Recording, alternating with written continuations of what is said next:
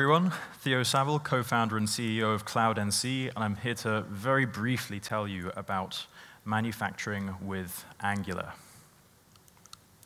This is what's known as a computer numerically controlled milling machine. Most people have never seen or heard of these things before, and yet they're responsible for the production of almost all manufactured goods. In fact, they make about $120 billion worth of components every single year, serving every single manufacturing vertical. You can think of it as being the literal opposite of a 3D printer. You start off with a huge block of material, and then you use powerful spinning cutting tools to carve it into a useful shape. Now, this is a pretty difficult thing to picture conceptually, so here are some video clips to help give you an idea of what it looks like. And you can use this process to make anything from the body of a MacBook or turbine blades, pieces of satellite car, ship, structure, other CNC machines. There's almost nothing that you can make without involving one of these somewhere along the line. Now, unfortunately, the world of manufacturing has been somewhat left behind when it comes to computing technologies. So this is the kind of user interface that you would be expected to grapple with if you want to actually input cutting instructions to make something. This is absolutely impenetrable.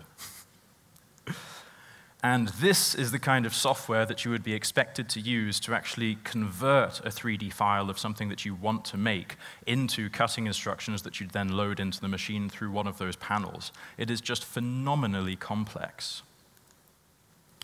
When it comes to manufacturing metal parts to the incredibly high precision required by the engineering industry, there's just no equivalent to the 3D printing world, where you can just upload a 3D file, press a couple of buttons, and within minutes and no expertise required, just get the instructions for your machine. Instead, the process is largely manual. You, to make a component like this, might have to sit in front of a computer, operating computer-aided manufacturing software for anything from 1 to, in extreme cases, more than 600 hours. Now, at CloudNC, we're working to bring to precision manufacturing the same levels of ease of use that you currently find in the 3D printing industry. Now, existing computer-aided manufacturing software is almost exclusively desktop-based and monolithic, largely due to the extreme hardware requirements of generating and simulating cutting tool paths. Our advanced software, on the other hand, utilizes cloud-based servers to do that computation, and this gives us the freedom to use a modern web-based user interface. Now, with the modern web, we can use real-time technologies to deliver what, for manufacturing, are groundbreaking features, such as real-time collaboration and cross-platform support. And at CloudNC, we use Angular as the backbone to orchestrate a number of modern web APIs, including gRPC, WebGL, WebSockets, and web workers. Now, an example of a challenge that we've faced in building our software includes handling client-side language parsing within a web worker in order to avoid blocking the main UI thread, all the while handling a complex data flow of actions to and from a WebGL service.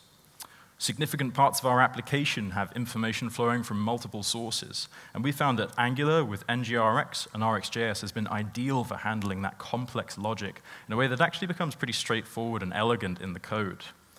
The use of these technologies has enabled features like real-time collaboration to almost come for free, thanks to the built-in multiple response nature of observables. We have a stand outside in the hall. If you'd like to come and learn more about how we're using Angular for manufacturing, then please come and talk to our devs. We're actively recruiting for a senior and multiple lead-level developers, and we would love to meet you. OK, that's it, guys. Thank you very much, and enjoy the rest of the conference.